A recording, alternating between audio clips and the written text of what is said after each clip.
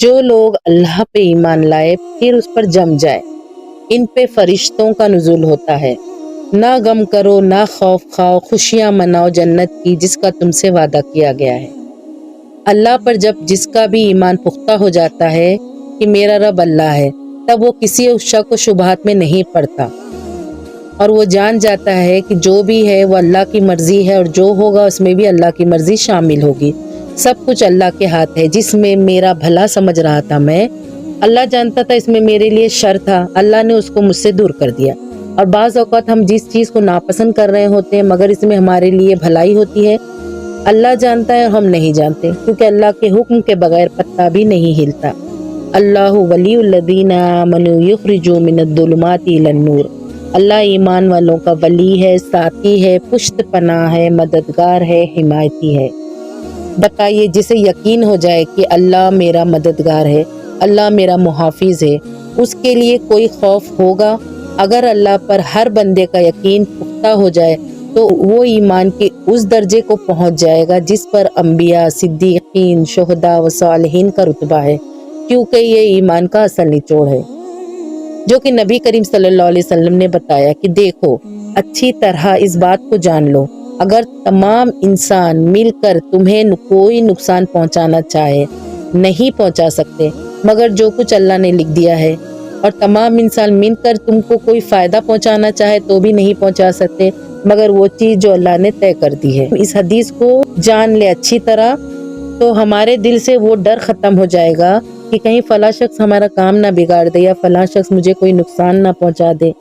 یاد رکھیے، کوئی شخص میں طاقت نہیں کسی کو نفع یا نقصان پہنچانے کی، مگر جب اللہ چاہے تو کسی سے کیوں اپنے آپ کو ذلیل کروائیں۔ اور یہ اس وقت ہوتا ہے جب بندہ یہ سوچتا ہے کہ فلاں شخص میرا کام بنا سکتا ہے یا اس کے پاس میرے مسئلے کا حل ہے، اور پھر وہ بندے کے سامنے رسوا ہوتا ہے۔ جان لیجئے کہ جہاں ہم نے یہ سمجھا کہ یہ شخص بھی ہمارے لیے کسی بھی قسم کا نقصان یا نفع پہنچا سکتا ہے یا پہنچانے کی طاقت رکھتا ہے، تو اللہ کی ذات کے ساتھ اس نے شرک کیا، کیونکہ جو بھروسہ اللہ پر ہونا چاہیے تھا وہ شخص پر آ گیا، جبکہ اللہ نے لکھ دیا ہمارے لیے جو کچھ، وہ کسی بھی حال میں ہم تک پہنچ کر رہے گا۔ کسی کی وجہ سے نہ کسی کا کام بنتا ہے اور نہ بگڑتا ہے، سب اللہ کے ہاتھ ہے، اور بیدک الخیر، اللہ کے ہاتھ میں تو خیر ہی خیر ہے۔ اور جان لیجئے، لا حول ولا قوت الا باللہ، کوئی طاقت نہیں سوائے اللہ کی، کسی شے میں کوئی طاقت و تاثیر ہے ہی نہیں۔ اگر اللہ نہ چاہے، کوئی اللہ کے علاوہ کسی بھی قسم کی طاقت نہیں رکھتا، تو کیوں در در پر سر جھکائے، سب کے سامنے کیوں ہاتھ پھیلائے، ایک اللہ کے سامنے کیوں نہ مانگے؟ لا فاعل فی الحقیقت ولا مؤثر الا اللہ۔ جب کوئی راستہ نظر نہ آئے اور پھر یقین ہو کہ میرا رب اللہ ہے، وہ میرے لیے راستہ بنائے گا، مجھے راہ دکھائے گا، یہ ہے ایمان بالغیب، کہ میں محتاج ہوں، میں کمزور ہوں، مگر جس کو اپنا رب مانا ہے میں نے، وہ کسی کا محتاج نہیں ہے، نہ وہ کمزور ہے، مجھے اسباب کی ضرورت ہے، اسے نہیں ہے۔ وہ تو وہاں راستہ بنائے گا جہاں کوئی راستہ نظر نہیں آتا، جیسے کہ موسیٰ علیہ السلام کے لیے سمندر کے بیچ میں راستہ بنایا جب موسیٰ علیہ السلام نے اپنے رب کو یقین کے ساتھ پکارا۔